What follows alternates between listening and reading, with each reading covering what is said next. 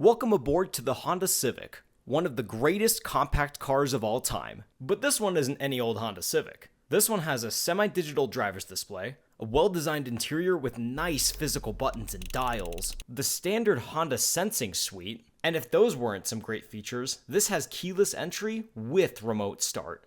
Welcome aboard to the 2024 Honda Civic Sport. Let's get started.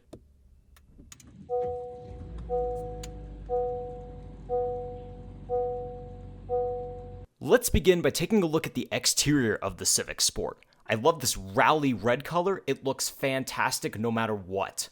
I also like the minimalistic front end, where we have these full LED headlights and turn signals, amazing to see at this price point. I also like how the bodywork drips down into the grille to give it a nice thin look. I also like the lower grille design with the little wings on each side, although you can clearly see where the fog lights are supposed to go on the higher trims. Since this is the Civic Sport, we have some nice blacked out bits like the window trim, the rims, which look fantastic. I think these are the best looking wheels on any compact car sold today, and black mirror caps, although I do wish we had LED turn signals and blind spot indicators built into these. You can upgrade to get those though. These are also door mounted, which is significantly more aerodynamic. Working our way down the side, I love how clean it looks. I like the body line that runs from the front to the back toward the top. I like how bold the door handles look, and I like the swooping up body line on the bottom too. I also like the third quarter window, how it's kinked up over the fuel door. Working our way toward the back, you can see this one has a nice sedan profile, and it's a bit longer than its hatchback counterpart. It also has these LED taillights with halogen turn signals and halogen reverse lights. However, they are amber, which I really appreciate, and I just like how clean this back end looks. The shape of the taillights looks great, and so does the shape of the trunk. It's incredibly clean and well done. The chrome single exit exhaust is also a really nice touch. Well done, Honda. Now, even though this is one of the lower trim levels, Honda absolutely nailed it with the Honda Civic Sport. It's got the perfect amount of blacked out bits, plus it's got the perfect amount of LED technology. Next, let's look at the interior, where we have one of the cleanest interiors I've seen on a modern compact car, with physical buttons and dials. Let's start with this really nice leather wrap steering wheel. It's super supple and soft, and it has a really nice finish to it. Right here are all of your cruise controls. We also have adaptive cruise control and lane keeping assist, which is fantastic to see at this price point. And over here are all of your radio controls, plus these two control your semi-digital screen.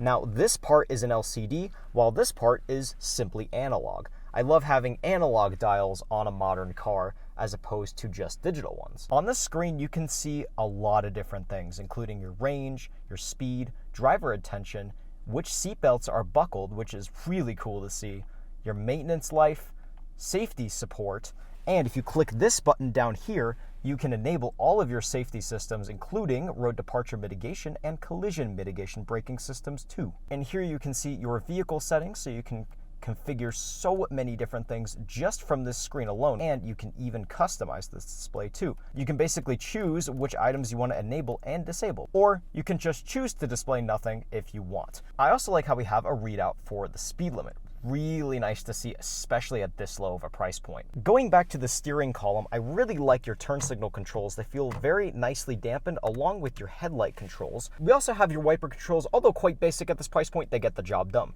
We also have paddle shifters, even though this is a CVT, and it simulates 7 different gears, which is kind of nice. The steering wheel is also fully tilting and telescoping, so it's really easy to get comfortable. I also love all the gloss black touches, even though you can see they've already got so many fingerprints on it. It definitely gives it more of a higher end feel, in my opinion. Now, the door panel is quite basic. We have hard plastics, but that's expected at this price point. I do, however, like this big metal door handle. That feels really nice. We also have one-touch windows for the front, although not the back, and I really like this mirror joystick and your typical Honda lock controls there. We also have a button to open the trunk right here, which is also nice to see, and we even have some decent bottle pocket storage along with your speaker. And back down here, we have a button to turn your traction control off and this little dial to adjust your gauge cluster brightness. I also really like this engine start-stop button that turns red when the vehicle is on. Let's go on to the head unit. Now this is the base model head unit, so you can get a nicer one than this, but this has wired only Apple CarPlay and Android Auto, a physical volume dial, all the physical buttons you could ever need, and it's extremely easy to use. You can just click any of these buttons to get all the functionality you could ever need,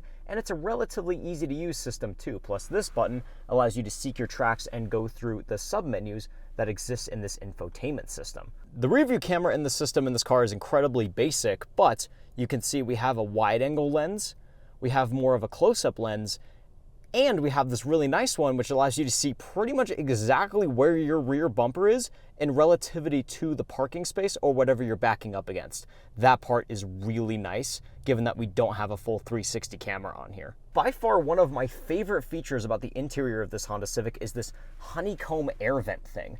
You also have your air vents built into this too, with these nice little knobs, and they actually feel quite nice. Even though they are made out of plastic, they still feel very premium. Plus, your hazard light button is built right into the middle. One of my favorite features about the interior of the Honda Civic are our fully physical climate controls. In an age where everybody's trying to put them into the screen, it's really nice to see these ones here, and I think these are the best ones on the market right now. They're incredibly easy to use. It's very easy to jump from low to high. It's single zone at this price point, but you can upgrade to dual zone if you go for the touring. We have your air direction right here, which I really appreciate. On the higher levels, it's just a little button down there.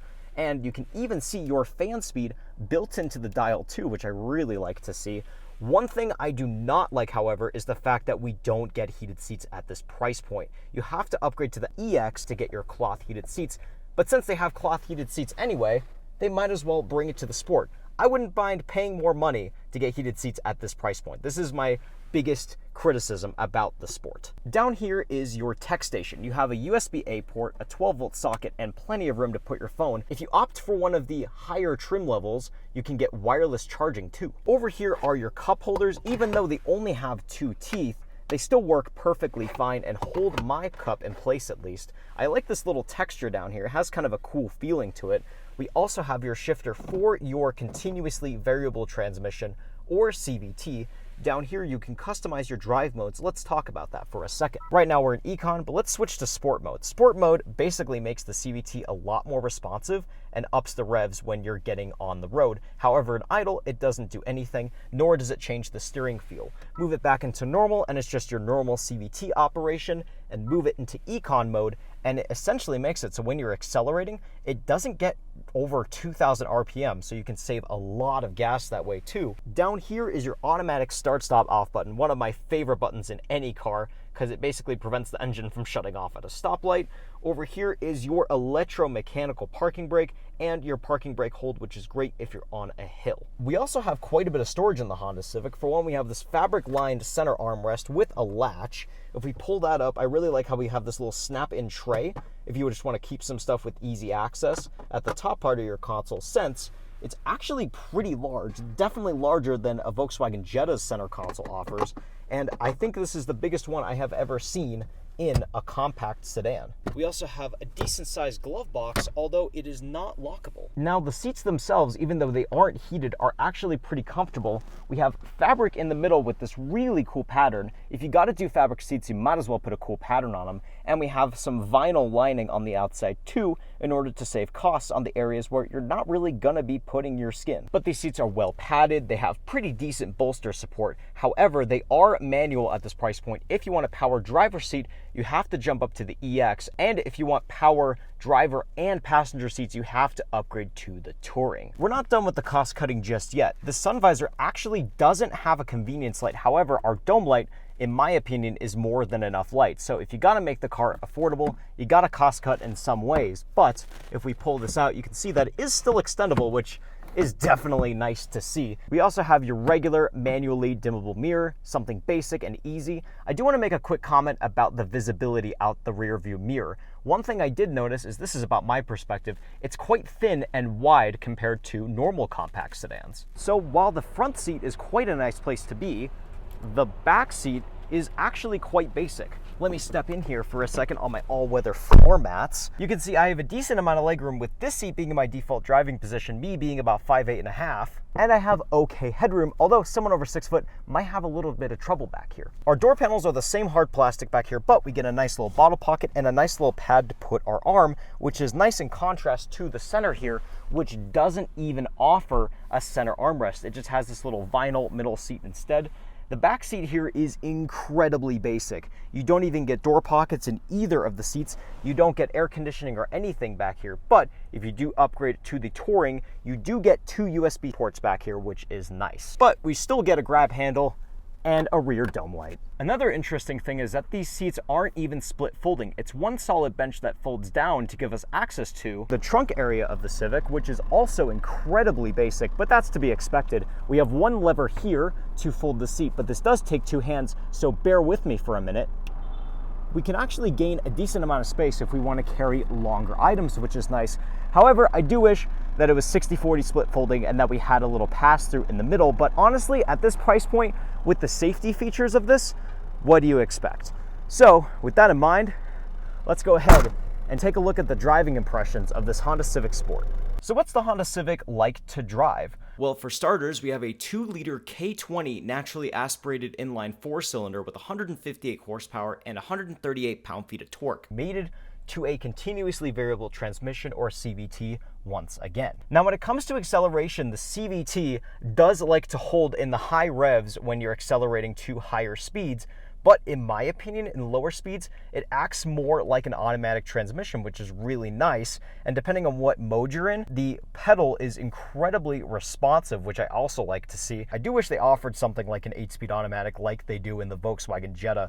In my opinion, that would be nice to see. Let's go ahead and talk about the steering feel for a second, if I can get into focus here. The steering feel is actually lighter than typical Hondas, but it gives you plenty of feel in my opinion, especially when you're going at high speeds. You don't have a wobble at all, but when you move the steering wheel, the car immediately moves. There's a lot of feedback, but it's light enough that you can do low speed maneuvers without having to put a lot of force and pressure on it. So that part is greatly appreciated, at least. Changing the driving modes, once again, does not affect how it steers. It steers just as it is, but it steers about the same as your average Volkswagen Jetta or Toyota Corolla. It is nice, but not insanely sporty. Pedal feel is also pretty decent too. This top-mounted pedal has plenty of feel in my opinion, and the brake feel is also good too. It's not too sensitive, it's the perfect amount of braking power you need to stop a compact car like this. We also don't have a ton of body roll either in the Honda Civic, which is also nice to see. But remember, even though this car is very average, it does average 33 miles to the gallon, so you can get several hundred miles between fill-ups. That part I really like, and that makes this car incredibly popular to a wide selection of people. And so as a result, the Honda Civic is one of the best sellers that Honda currently makes, even in an SUV world. However, I think it's extremely important to note that while the Honda Civic LX and Sport have this 158 horsepower 2-liter naturally aspirated 4-cylinder, the EX and the Touring, or Sport Touring on the hatchback model, actually have a 1.5-liter turbocharged 180 horsepower 4-cylinder engine. So if you're looking for just a little bit more performance, definitely upgrade to the EX or Touring. And if you're more performance oriented, you can of course get the $29,000 Civic Si with 200 horsepower, or the Civic Type R with 315 horsepower. And so with that in mind, I actually recommend this Honda Civic. Even though it has a CVT and 158 horsepower 4-cylinder, it does compare well with its competitors such as the Volkswagen Jetta and Toyota Corolla. It's pretty much right in there, and it drives mostly the same too. So it's really up to you what you want. But this is a fantastic choice. I do recommend looking at those first though. And with that in mind, this has been another Trisportation video. Thank you so much for watching my review of the 2024 Honda Civic Sport Sedan. And I will see you guys on the next one. Drive safe.